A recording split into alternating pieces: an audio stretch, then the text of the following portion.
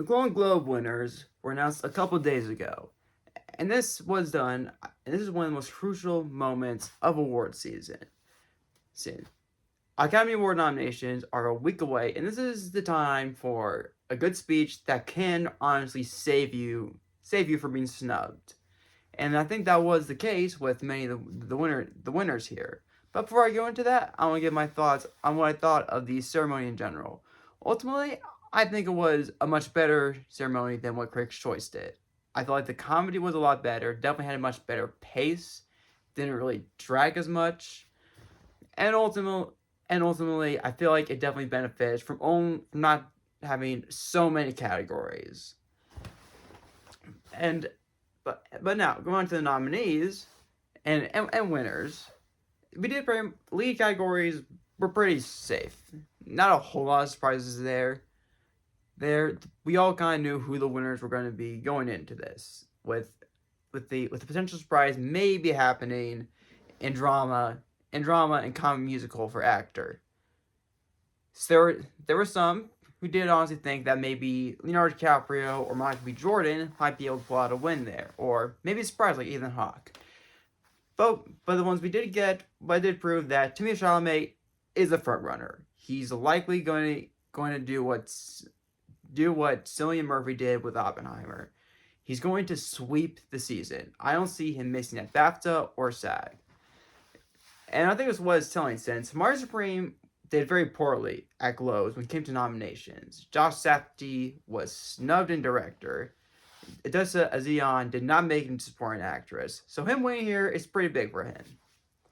And as for drama, with Wagner Moura winning, this does kind of cement his place in Best Actor, and was very big for the series in general, as I think it does position it as the frontrunner in foreign language film, as that was its other big win there, beating out No Other Choice and It Was Just an Accident, and also what many people thought might have been the frontrunner, Sentimental Value, and this definitely was a surprise as a Critics' Choice did do this, but I didn't think Globes would kind of go for that. I figured they would have gone for the movie they seemed to like most, which was Sentimental Value, and you know, and it was just an accident.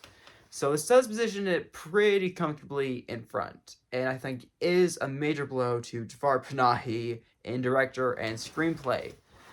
I wouldn't be surprised if It Was Just an Accident only gets international feature next week. But but then again, yeah, Oscars are kind of known for just kind of doing weird stuff when it comes to international feature. Like it could probably pull out a I'm Still Here, and maybe doesn't get a whole lot of love award season during the season, but it just somehow is able to sneak into Best Picture. But other than that, not a whole lot of surprises. But the big one probably being in supporting actor and actress, which does kind of give us a bit more clarification on Amy Madigan's stance this award season, and it is not good for her. She was not able to pull out a win here, and instead lost to Tiana Taylor, which is pretty massive for Madigan since she's the only nominee for weapons, usually in most of these ceremonies. And her losing is a major blow.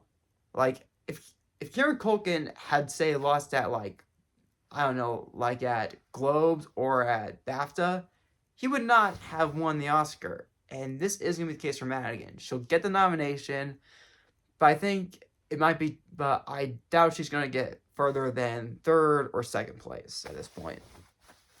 And, and with supporting actor, Stellan Skarsgård was able to secure a win here, which was expected. Golden Globes is very international, so we did kind of expect them to go for an international actor here. And it's definitely something he definitely needed since he was snubbed at SAG, which like if someone like say Sean Penn or Benicio del Toro had won here, I don't think he would be able to get the nomination. But a win here in a speech definitely think catapults him to up front and definitely secures him the nomination. And other than that there's not a whole lot of things that really I think help us a whole lot. Again, with a lot of the more tech stuff like screenplay and score, they kind of copy what Critics' Choice did, which I'm not saying they copied them, but definitely just kind of show that there is a strength for Sinners. For Sinners in score. In score, and one battle is just probably going to win its screenplay prize.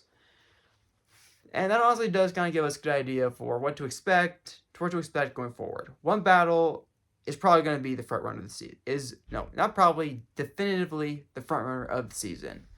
It's not going to lose anything. It's going to be this year's Oppenheimer, which is going to lead to a very boring award season when it comes to picture. But we do got some. Luckily, we do have some competition in the supporting categories. So those are my thoughts, and I'll be giving my thoughts on the Oscar nominations next week.